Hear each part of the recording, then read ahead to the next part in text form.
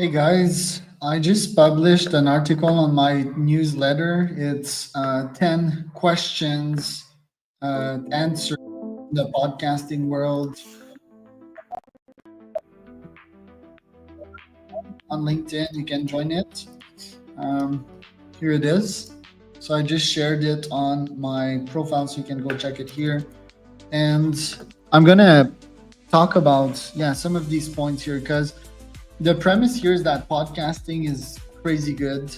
It will generate you leads through uh, it will generate you cash through leads, through AdSense dollars, through sponsors. It will make you smarter. It will make your connections grow exponentially through your network, right? And you'll have fun doing all of this. It'll be a pretty ikigai activity.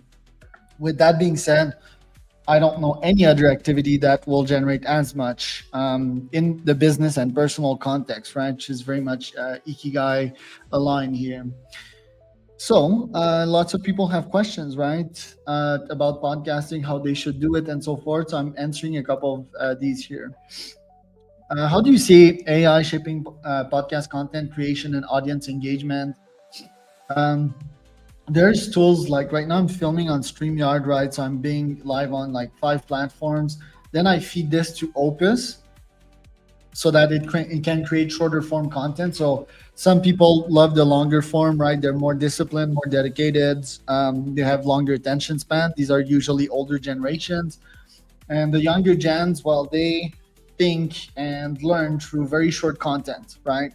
So I take these live streams that are already propelled on many platforms, Twitter, Facebook, YouTube, LinkedIn, even Twitch, Instagram, and I repurpose the content in shorter forms with opus.pro.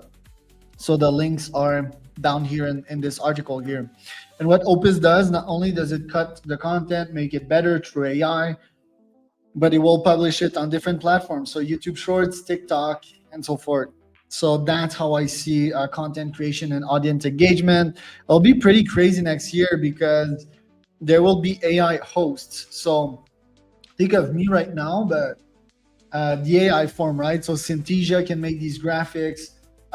Then there's 11 labs that can make my voice. There's not like one platform that is uniting everything into one and can make an AI version of me. But in my workflow, that would mean that I would cold email or cold LinkedIn outreach these people saying, hey, do you want to hop on a podcast with the AI version of me?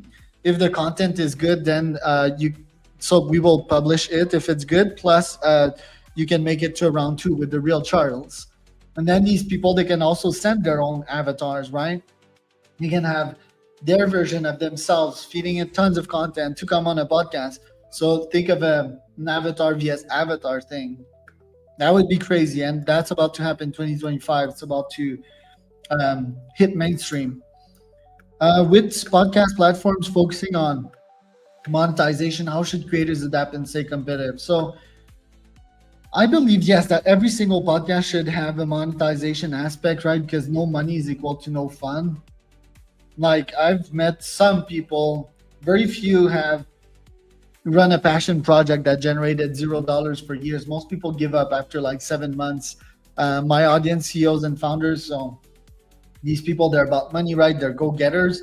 This is no like passion projects about talking about, I don't know, dog food, right? Like as a pet owner. No, they need to attach a capitalistic outcome to that so that they can scale.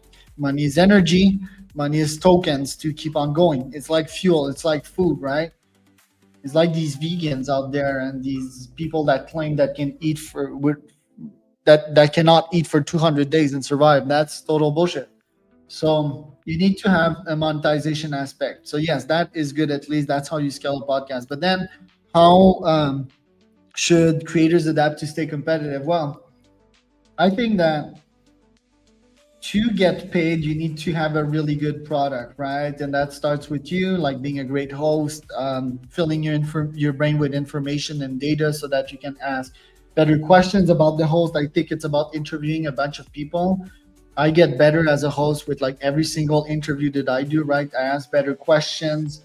I'm more in the moment and I can ask better follow up questions, which is a a very difficult skill to develop. So scale, quantity is very important. You will get some feedback from these guests, from your audience as well. So you incorporate that into the whole thing, and you just become better and better. You can also brainstorm with GPT. How can I be a better podcast host? What questions can I ask this person? I believe there's going to be apps as well they're going to be able to tune in your podcast and be able to ask follow-up questions in a podcast, right? So that's quite important, to have AI in the mix. AI can also record these podcasts and give you the insights. They can already give you advice on, hey, talk less next time. Hey, your intonation should be better. So I think ultimately that's how people can be more competitive with their podcast. Obviously, finding the right niche, right, and so forth. So, and yeah, I mentioned a couple of other points here in the LinkedIn newsletter. What strategies are most effective to building a loyal podcast community in a crowded market? So, yeah, your audience should be your very ideal customer persona. I love talking about the very ideal customer persona, the VICP. Who is your VICP? It's someone that is similar to you, right? Or similar to the highest version of you, the best version of you, right? I often talk about that with my clients in the lead gen context, right? And I use podcasts as a lead gen tool, so this makes all sort of sense. But define your values, define who you are. Like me, I'm identifying myself as a founder, right? Guy that's obsessed with growth and learning, getting 1% better on a daily basis, being curious, right? Being open-minded and so forth. So define who you are. Define also your future version, right? My case, a billionaire, and yeah, I mean, I've achieved most of my goals in this life, which is pretty amazing and pretty grateful for that. But yeah, like a very successful person that is also giving a lot of its wealth, power, energy, and everything. So that's who I will want to get on my podcast, right? And that happens to also be like my ideal customer persona, right? Then the hack here is that the people that will listen to your podcast are the people that you previously invited. So your guests, right? In my opinion, the audience should also be your guests, right? They should. Why should one be different? I mean, yeah. So the common way to build a podcast is like all these inferior people listening to your podcast, and then you inviting big shot guests.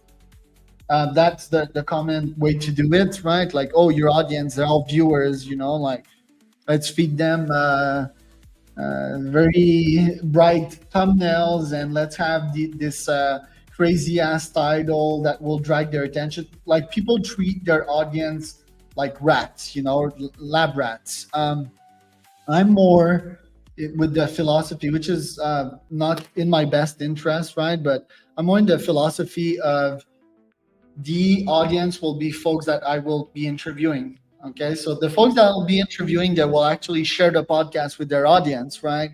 And once they do that, they will attract similar people to watch the podcast. Then people that are watching the podcast will want to come on the show. So it's like this never-ending virtuous cycle. In my case, it's CEOs and founders, right? So that is my advice, because yeah, you don't want to do something different to your audience, my opinion, and treating people like in a different way, like if they were at this different level, right? Obviously not everyone is at the billionaire level, right? And podcast will have 2 million views like a Tim Ferriss one.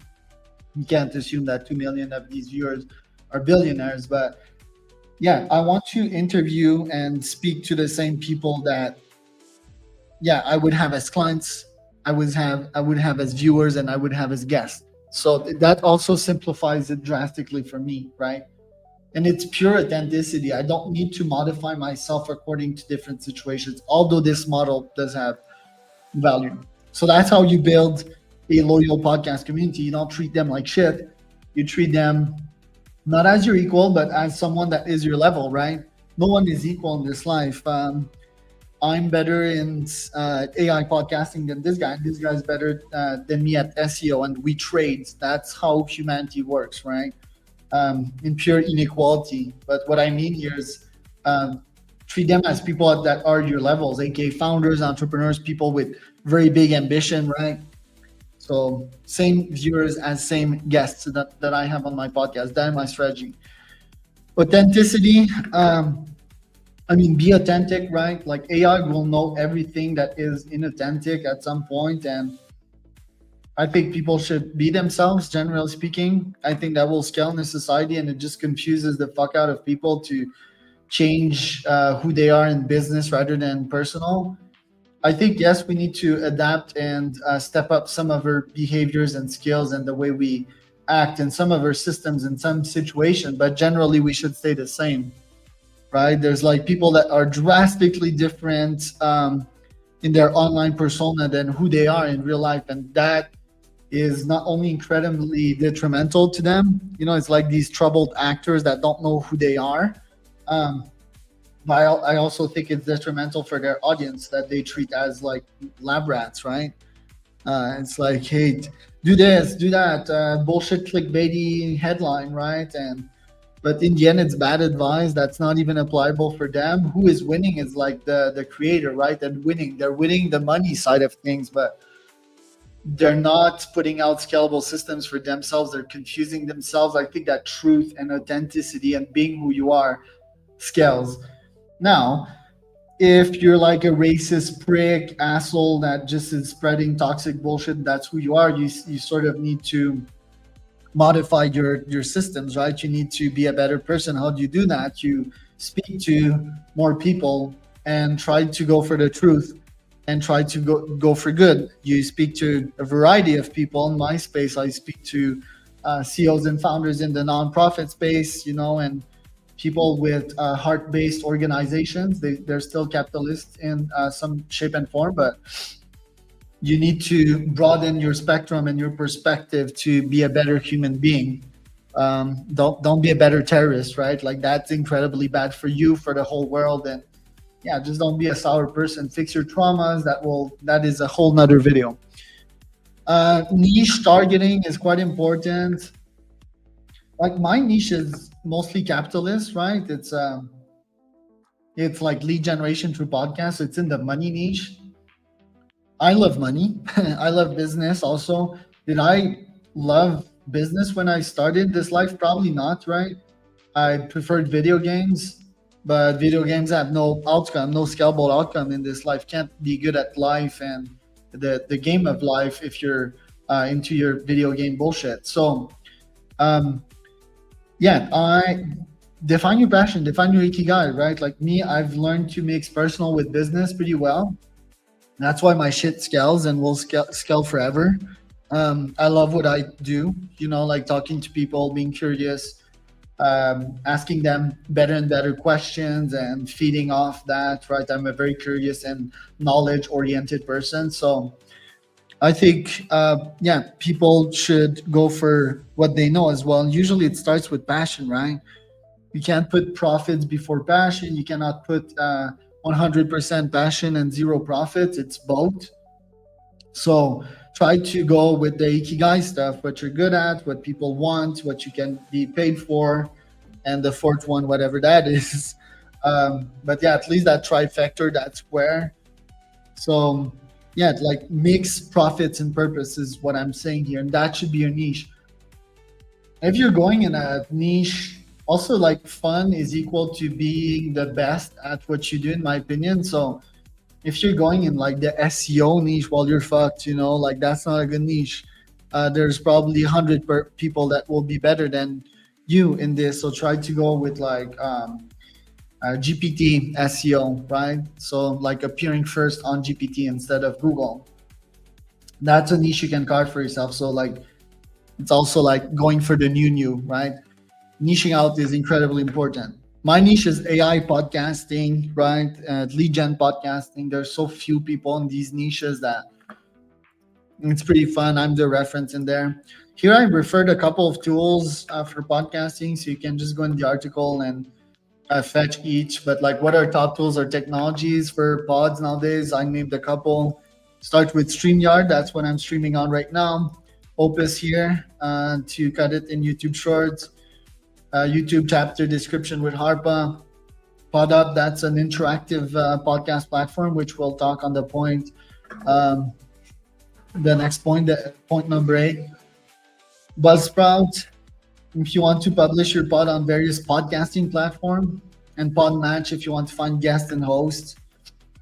Um, how has the rise of interactive podcasts? So if you want to know what an interactive podcast is, go to ButtUp. Like they have a couple of tools, right? You send polls. Even StreamYard has some of that, some of these functions. For example, if I go here and I put an overlay, right? Let's see some banners, right? So ask your question in the chat, right? That is interactive, and then people can comment here, and I can answer them there. Not so bullish on that. I think like generally speaking, people should start very simple. Um, yeah, simple Zoom interview. Ask ChatGPT 10 questions to ask that CEO, and roll with it, right? Interacting with my audience right now, I have like so few people right now that wouldn't be super interesting. Sometimes I get questions, sometimes it's AI questions, right? So at some point, I'll guess I'll be like Dave Ramsey big and have a bunch of people asking questions in the chat. But yeah, AI can do that. AI is doing that right now with me. Like it's asking me questions, right? It's about making your audience feel valued. But yeah, right now I don't have that much audience, and I don't see the point of it. Yeah, it's like live questions. Why don't they ask their questions before, right? Like anyway. Metrics that podcasters should prioritize in 2025: views, engagement, but most importantly, leads generated, sponsors generated, watch time per video, and AdSense dollars generated. These are very important metrics here. And also like soft metrics, right? Gut metrics. Did you like the guest that you interviewed? Did you get interview from did you get insights from them? Will you re-invite them to the podcast, right? Why were they good guests? Did you do a good job at filtering, at messaging them, and so forth? So these are also soft metrics you should focus on. How can podcasts remain profitable? Well, just like expectations of people, right? They think they're gonna have a Joe Rogan big podcast in 6 months, or they just go like fully passion. It's about mixing profit and passion. It's about going ikigai, right? Like if you do that, it's gonna be profitable. I target my very ideal customer persona, my VICP, because I do that. I generate leads for my business. I close 10% of these 20 to 50 podcast guests on a weekly basis. I charge minimum 5K per month. So the math makes a lot of sense. As a lead gen aspect, then you have sponsors paying you. You can sponsor your own company. You can use affiliate links for micro revenue. And finally, you have AdSense paying you. So you have 3 layers of revenue. How can that not be profitable is the question